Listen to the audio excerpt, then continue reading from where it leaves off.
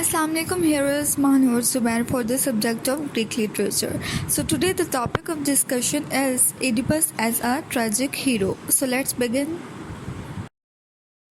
Oedipus, the main character of the drama, is a great king with ideal traits in his individual personality. Also, but he is tragic due to a tragic flaw in terms of his moral disposition.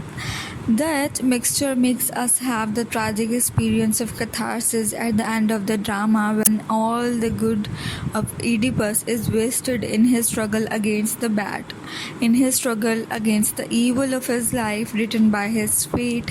He invites the very doom he has always struggled to escape from. Oedipus जो कि इस drama का main character है वो as a king और as an individual personality अपनी मिसाल आप है। और फिर हमें उसकी शानदार क्वालिटी के साथ साथ उसके अंदर ट्रेजिक फ्लॉज भी नज़र आते हैं जो कि ख़ास करके उसकी इखलाकी फितरत की वजह से जो है वो हमारे सामने आते हैं।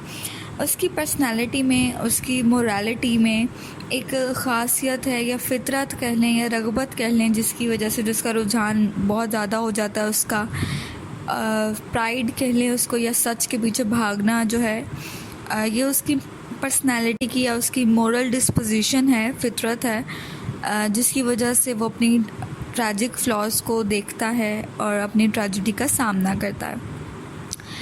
और यही जो मिक्सचर है, अच्छा होना, बुरा होना या बहुत ज़्यादा अच्छा होना और एंड पर उसकी पर्सनालिटी के जो फ्लॉज हैं, उसकी जो खामियां हैं उसके अंदर, वो जब हमारे सामने निकल के आते हैं तो हम खुद एज एन ऑडियंस इस ड्रामा के एंड पर कैथारसिस को महसूस करते हैं, एक्सपीरियंस करते हैं। कैथारसिस क्या है?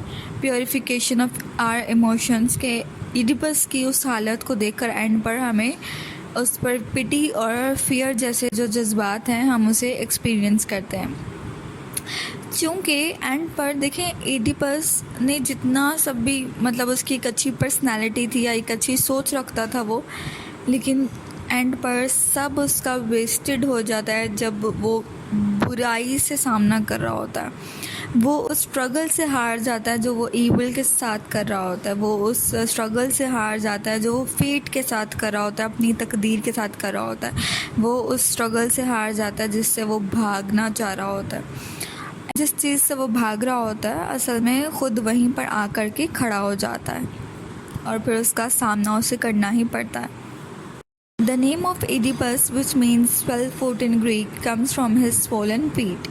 Oedipus is that ill-fated tragic character whose parents had to throw him away on the third day of his birth because it was told that he would kill his father and marry his mother. Oedipus का नाम Oedipus क्यों रखा गया था ये हम पहले भी डिस्कस कर चुके हैं, क्योंकि ग्रीक में ओडिपस का मतलब है 12 फीट, मतलब वो बंदा या वो शख्स या वो इंसान जिसके पाँव सूजे हुए हों, तो इस लिहाज से ओडिपस का नाम रखा गया था।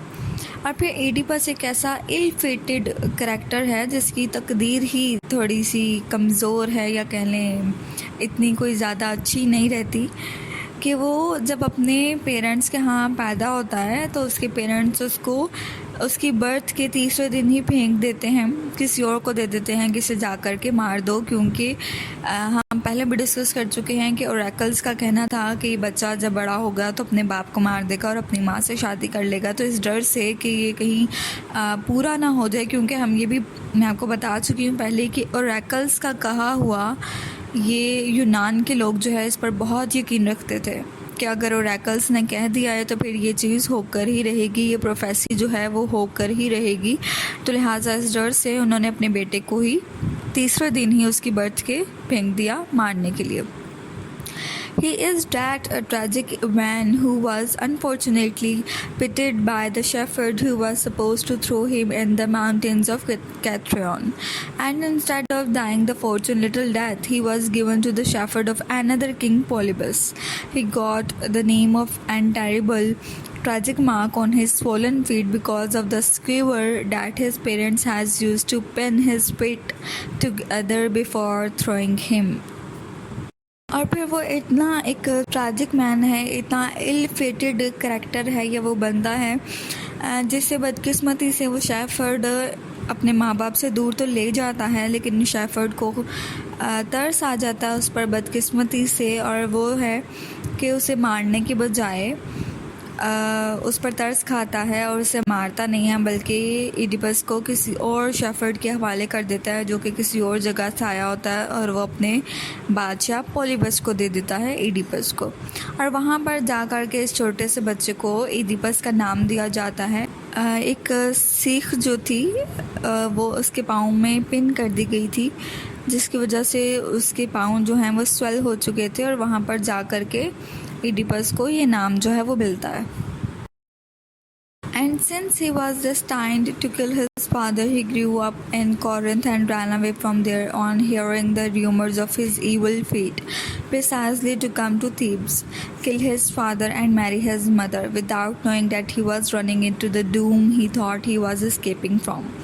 और फिर ये है कि चूँकि बचपन से ही एक डेस्टिनी थी उसकी कि वो अपने बाप को मारेगा, लेकिन क्योंकि वो पॉलीबस के पास आ चुका था तो वहीं पर पला बढ़ा था पॉलीबस और उसकी बीवी मेरोप ने ही इसकी परवरिश की। तो इडिपस जो है वो कॉरिंथ में ही अपनी परवरिश पाता है, वहीं पर बड़ा होता है। लेकिन कॉरिंथ से भी वो भाग जाता है जब वो अपने एक और ओरेकल्स के पास अपनी असलियत जानने के लिए जाता है। तो वहाँ पर ओरेकल्स जब उसे बताते हैं कि भाई तुम तो अपने बाप को मारोगे और अपनी माँ से शादी करोगे, तो कॉरिंथ से वो भाग जाता है इस डर से कि कहीं उसकी ये जो इल फेटेड डेस्टिनी है कहीं ये पूरी ना हो जाए। तो वहाँ से वो फैसला करता है कि वो वापस कॉरिंथ नहीं जाएगा, और भाग करके वो किस जगह पर आ जाता है, अनफॉर्चुनेटली वो थीब्स में वापस आ जाता है। वही असल उसकी नेटिव कंट्री जहाँ पर उसे नहीं आना चाहिए था वो वहाँ पर आ जाता है, और रास्ते में वो अपने फादर को भी अननोइंगली कत्ल कर देता है और अपनी माँ से शादी कर लेता है। लेकिन इन सब चीज़ों के बारे में, इन सब बंदों के बारे में वो नहीं जानता होता कि वो असल में कर क्या बैठा है, और एक्चुअल में वो जिस चीज़ से भाग रहा होता है वो सब वो खुद कर बैठता है। King Oedipus can be taken as a typical hero of classical tragedies. Aristotle, the first philosopher to theorize the art of drama, obviously studied Oedipus and based his observation about the qualities of a tragic hero upon the example of Oedipus. In Aristotle's conception, a tragic hero is a distinguished person occupying a high position, living in prosperous circumstances, and falling into misfortune because of an error in judgment. King Oedipus को classical tragedy का एक typical hero जो है वो समझा जा सकता है। चूँकि अरिस्टोटल द फर्स्ट फ़िलासफ़र, उसने ड्रामा की आर्ट के बारे में वो थ्योरी जो है वो पेश की थी, अपना नज़रिया जो है वो पेश किया था। तो ऑब्वियसली उसने जब अरिस्टोटल को पढ़ा था तो अरिस्टोटल का जो ट्रेजिक हीरो का जो कंसेप्ट है, जो क्वालिटीज़ सोफोक्लिस ने उसके अंदर बताई हैं, तो डेफिनेटली अरिस्टोटल ने एडिपस को एज अ परफेक्ट ट्रेजेडी कहा था। चूँकि अरिस्टोटल के कंसेप्ट के मुताबिक एक ट्रेजिक हीरो जो है वो एक सबसे इम्तियाजी, एक सबसे अलग एक बंदा होना चाहिए, बहुत हाई पोजीशन पर होना चाहिए, जो बहुत खुशहाल ज़िंदगी गुजारता हो, और ख़ास करके एंड उसका ऐसा हो कि अपने किसी गलती की, अपने किसी खामी की वजह से, अपने मॉरल डिस्पोजिशन की वजह से कहीं ना कहीं वो बंदा जो है फिर अपने मिसफॉर्चून को, अपनी जो डाउनफॉल है उसको फेस करता है। Aristotle used the word hamartia to indicate the protagonist's tragic weakness. According to Aristotelian precepts about tragedy, a tragic hero would be a man of noticeable qualities of behavior, intelligent and powerful, but by no means perfect. तो Aristotle इस चीज़ में, अपनी drama की theory में या tragedy की theory या concept पेश करते हुए उसने इस वर्ड को हामार्शिया का नाम दिया, यानी एक फ्लॉ जिसको लेकर के करैक्टर अपनी किसी खामी, अपने किसी फ्लॉ की वजह से अपने डाउनफॉल को फेस करेगा। तो उसके मुताबिक अरिस्टोटल का कहना है कि ट्रेजेडी जो के लिए जो हीरो चाहिए वो बहुत एक नोटिसेबल क्वालिटीज़ का हो, मतलब उसकी जो खसूसियात है वो सबसे ज़्यादा अच्छी हों, उसका बिहेवियर बहुत अच्छा हो, वो बहुत अक्लमंद भी हो और बहुत पावरफुल भी हो, बहुत एक प्रॉस्पेरस लाइफ भी गुजारा हो। लेकिन इसका मतलब ये नहीं है कि वो बिल्कुल ही परफेक्ट हो, परफेक्ट कोई भी नहीं होता। The fall of a totally saint-like figure or a totally depraved rogue would violate the moral expectation, and the audience would think such a fall design less chaotic and unjustifiable. क्यों क्यों कहा Aristotle ने ऐसा कि वो बिल्कुल भी perfect नहीं होना चाहिए, क्योंकि परफेक्ट तो कोई होता नहीं है। और अगर आप बिल्कुल एक सेंट फिगर को दिखा देंगे, बिल्कुल एक खुदा या सूफ़ी टाइप एक बंदे को दिखा देगी जिसके अंदर खामियां बहुत कम होती हैं, तो ये भी नहीं ट्रेजेडी के लिए सूटेबल। और अगर आप सिर्फ एक मुकम्मल तौर पर एक बदमाश को दिखा देंगे, तब भी जो मॉरल एक्सपेक्टेशंस चाहिए होती हैं, अखलाकी लिहाज से हमें जो प्योरिफिकेशन चाहिए अपने इमोशंस की, या ख़ुद को सुधारने की, या ऑडियंस को सुधारने की के लिए जो हमें जो टीचिंग चाहिए, जो कंसेप्ट चाहिए, वो इन दोनों से नहीं पूरा हो सकता। आप बिल्कुल टोटली सेंट लाइक फिगर भी नहीं दिखा सकते, आप ना ही मुकम्मल तौर पर एक बदमाश को ट्रेजेडी के तौर पर पेश कर सकते हैं, क्योंकि इससे जो ऑडियंस जो सोचेगी, या ऑडियंस कभी भी उस चीज़ से जस्टिफाई नहीं कर पाएगी, ख़ुद को ठीक नहीं कर पाएगी, ख़ुद का कैथारसिस नहीं कर पाएगी, उनके अंदर डेफिनेटली पिटी और फियर जैसे जो जज्बात हैं वो नहीं आएंगे।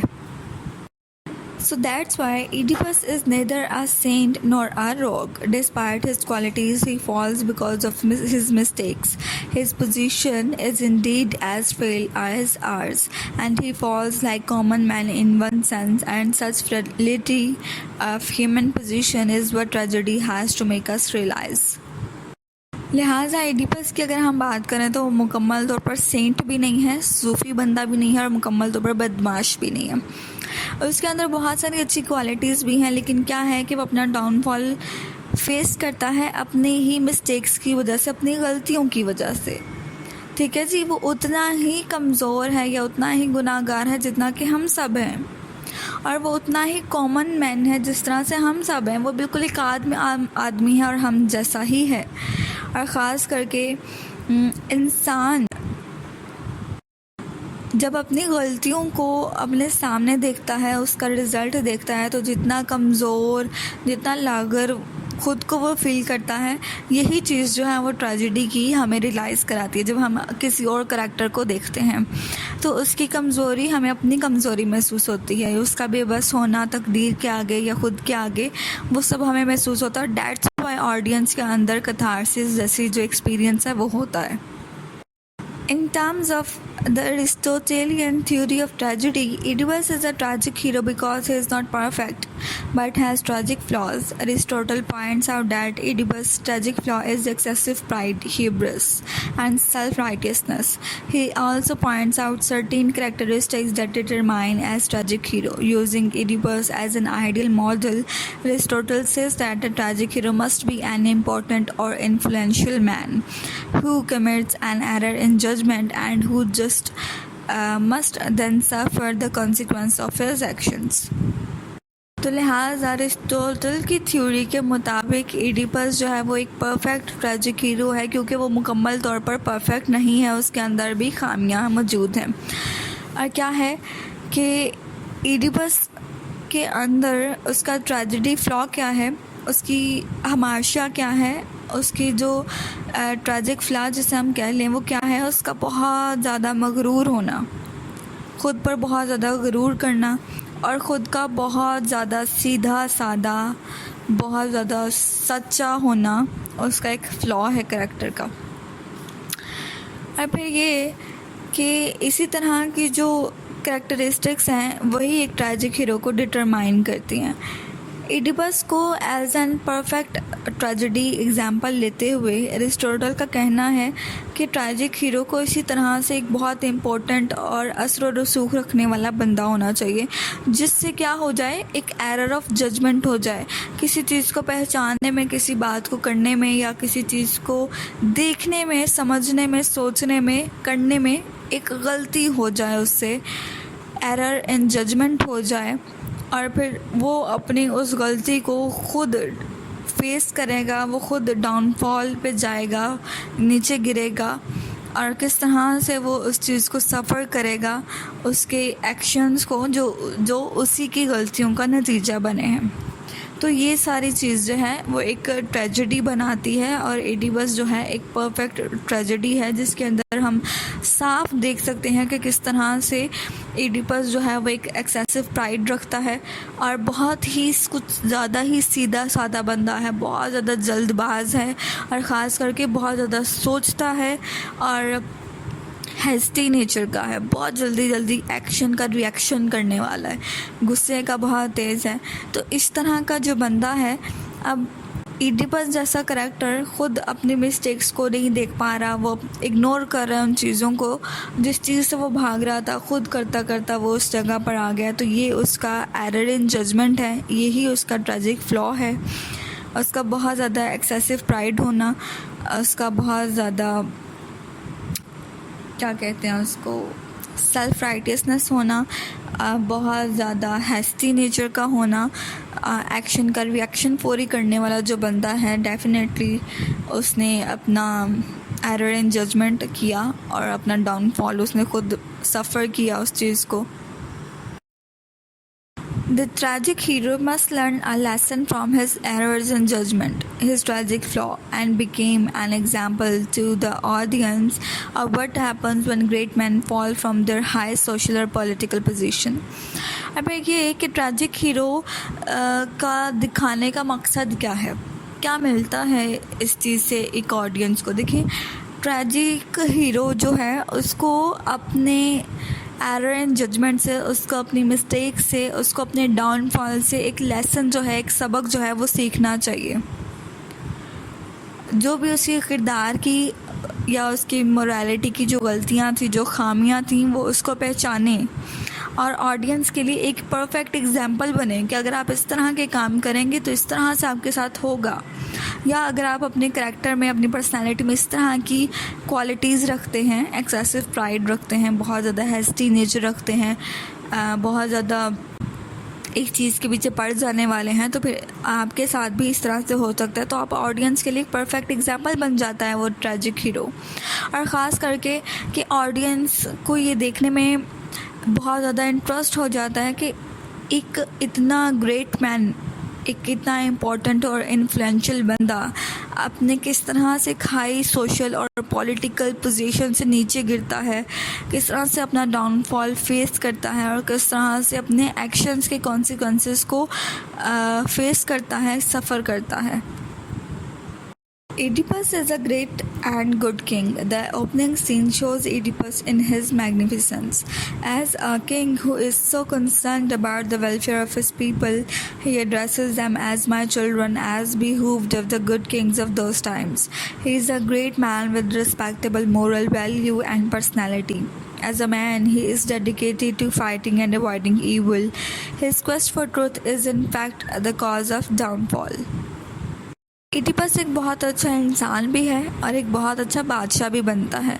और इस प्ले की, इस ड्रामा की ओपनिंग सीन्स में हम एडिपस को एक बहुत शानदार बादशाह के रूप में देखते हैं, जो कि अपने लोगों की भलाई के लिए, उनकी तरक्की के लिए बहुत ज़्यादा कंसर्न्ड होता है, बहुत ज़्यादा सोचता रहता है, उनकी फ़िक्र करता है, और वो अपनी कौम को, अपने लोगों को एज माई चिल्ड्रन और एज बिहूव्ड कह करके मुखातिब करता है। बिहूव्ड मतलब बहुत ज़्यादा ज़रूरी, नेसेसरी जो लोग होते हैं, बहुत उसके लिए जो बहुत ज़रूरी उसकी राया है, उसको मुखातिब करता था।